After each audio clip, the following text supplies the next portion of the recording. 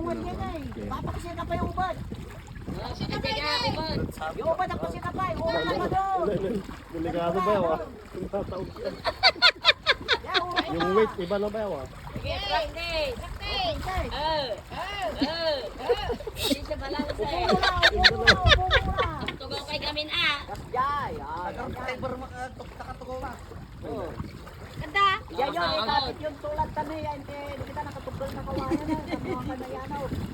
Yan, experience pa mo. Tingnan nyo kano yung angkor.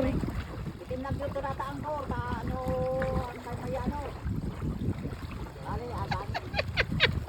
Tinatawanan ka ni Arak eh. Yung mga makandar naging. Wala ba yaw? Mabigat yung dala mo. Lagi marga.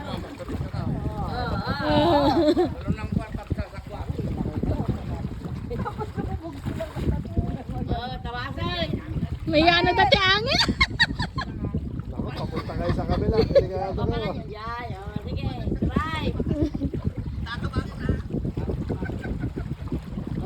Papali.